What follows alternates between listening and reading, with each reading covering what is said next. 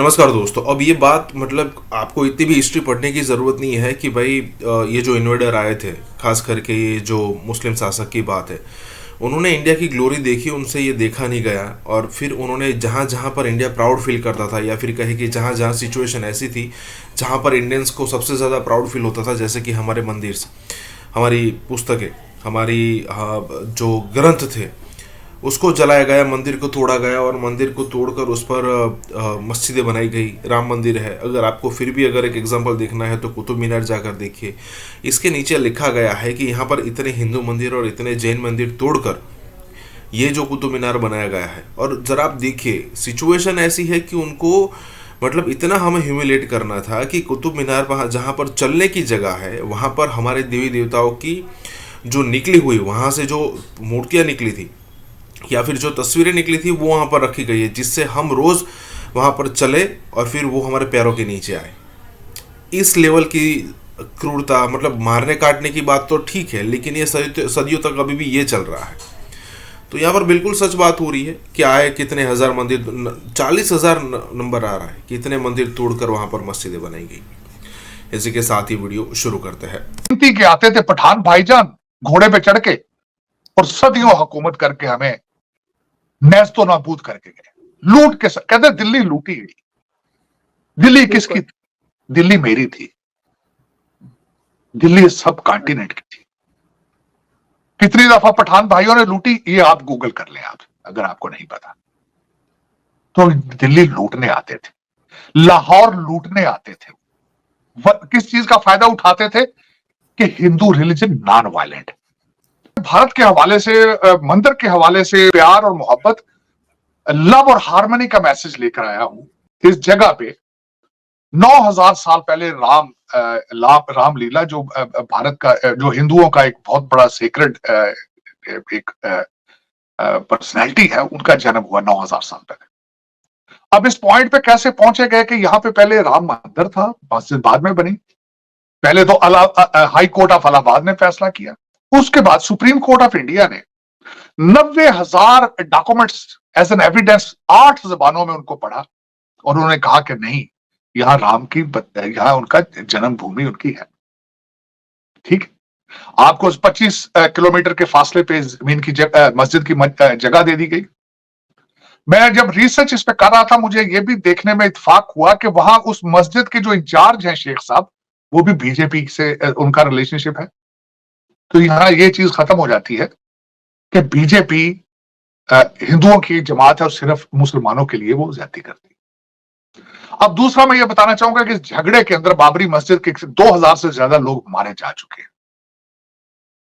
2,000 माओ के बच्चे जो है वो जा चुके हैं इस दुनिया से।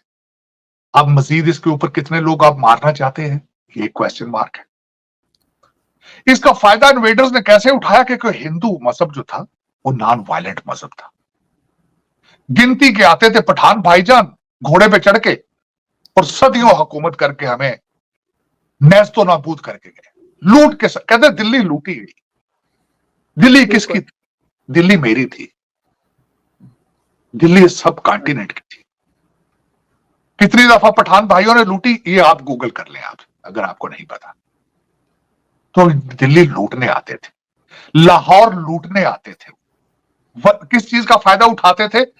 कि Hindu religion non violent. British गिनती के लोग थे, बल्कि फौज नहीं थी, ईस्ट इंडिया कंपनी थी, एक कॉरपोरेशन थी। क्वीन ने तो इसको टेक ओवर किया 1859 में। ये इंग्लैंड के राज का हिस्सा 1859 में बना था। किस चीज का फायदा उठाया? हिंदू मजहब के सॉफ्टनेस का फायदा उठाया। अब मैं आज अपने हिंदू भाइयों के साथ उनकी खुशियों में शरीक क्यों होना चाहता हूं? आज उन्होंने दुनिया से बता दिया है कि it's not the same India anymore, और मैं आज उनके साथ हूं, और ये वजह है। और पाकिस्तान को और दूसरे लोगों को भी अब इस चीज पे सोचना होगा, सोचना चाहिए मेरे ख्याल में। पाकिस्तान, भारत, बांग्लादेश, जो कुछ भी है, कोशिश करें। अगर ईस्ट और वेस्ट जर्मनी इकट्ठा हो सकता है तो आपको कोई तकलीफ नहीं है। बॉर्डर साफ कर लें, अपनी शनाख्त अलग रखें आप। मैं ये नहीं कहूंगा आपको, मैं ये नहीं कहूंगा कि आप अपने मजहब तब्दील करें, लेकिन कोशिश करें इकट्ठे कैसे रहना है, प्यार और मोहब्बत से। दुनिया इसी के साथ आगे जा सकती है। नफरतों, दहशतगर्दियों, शरारतों के साथ अब आगे नहीं बढ़ सकते। मैं हिस्ट्री का स्टूडेंट हूं, पॉलिटिकल साइंस का स्टूडेंट हूं, करंट अफेयर का स्टूडेंट हूं, लॉ का स्टूडेंट हूं, और हर किताब ने मुझे यही बताया है कि आप सिर्फ प्यार और मोहब्बत और हार्मनी के साथ, नॉलेज के साथ, तालीम के साथ आगे जा सकते हैं, वरना आप आगे नहीं जा सकते। बल्कि आज मैं राम मंदिर के हवाले से इस बात पे, वहां पे देखें, मैं एक एक पल की खबर है मुझे वहां पे क्या हो रहा है। 140 करोड़ मिलियन डॉलर्स का वहां पे खर्चा किया, नया एयरपोर्ट वहां पे बन रहा है। आज वहां पे तकरीबन 7,000 इनवाइटी हैं, लेकिन 5 लाख के करीब वहां पे पार्टिसिपेट है। 1 लाख लोग वहां मुसलसल यात्रा के लिए जाएंगे। और आज मोदी साहब की तकरीर भी मैंने सुनी, वर्ड बाय वर्ड सुनी। उन्होंने कहा आज के 22 जनवरी 2024 दुनिया के लिए एक नया सूरज लेके उभरा है, भारत का सूरज लेके उभरा है। और उसके साथ ही आज मैं अभी जो पढ़ के बैठा हूं अभी, कि उनका उस अयोध्या मंदिर के बाद, राम मंदिर के बाद पहला डिसीजन 1 करोड़ घरों के अंदर सोलर एनर्जी गवर्नमेंट के खर्चे पे दिया जाए।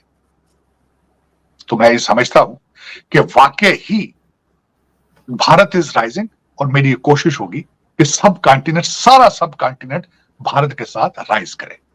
मैं बहुत ज्यादा दोस्तों को जानता हूं जो ये सोच रखते हैं कि we have to move forward with love and harmony.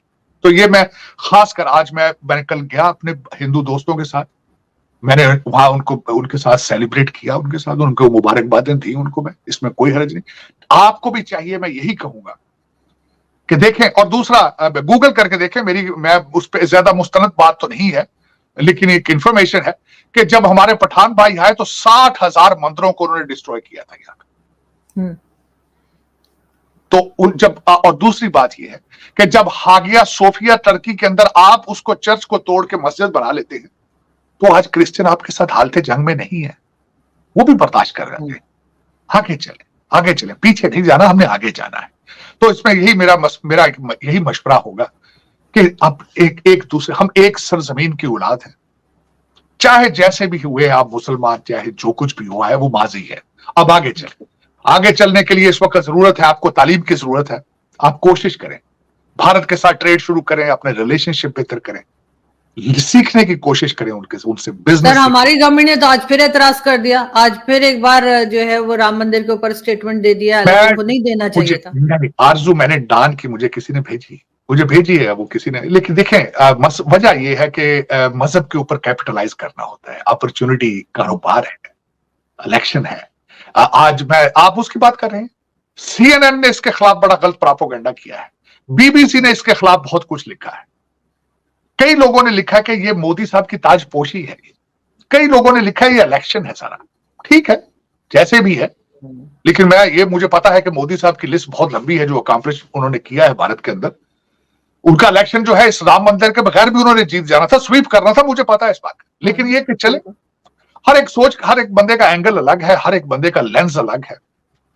मैं एक मुसलमान हूं, मैं समझता हूं मेरे मंदिर जाने से, मेरे गुरुद्वारे जाने से, चर्च जाने से मेरे मजहब को कोई खतरा नहीं है। मेरी ये तालीम ये है, और मेरा मजहब जो है वो प्यार का, जिसका नाम सलामती हो, जिस मजहब का नाम इस्लाम है, पीस है, वो कैसे किसी को नफरत की नजर से देख सकता है, वो कैसे किसी को दुख देने के बारे में सोच सकता है। This is what my preaching and this is what my belief is, और मैं करता रहूंगा। उसमें ये है आरजू, मेरे जाने से आने से कई लोग कहते हैं ये राह का एजेंट है, कई भारत के एजेंट है, कई कहते हैं मोदी भगत है। कहने से क्या है, जितने मुंह है उतनी बोलियां बोलते हैं, क्या फर्क पड़ता है। लेकिन मैं फिर भी उन बच्चों को यही दुआ दूंगा, कोशिश करो आर्टिफिशियल इंटेलिजेंस की तरफ जाओ बेटा, कुछ सीखने की कोशिश करो।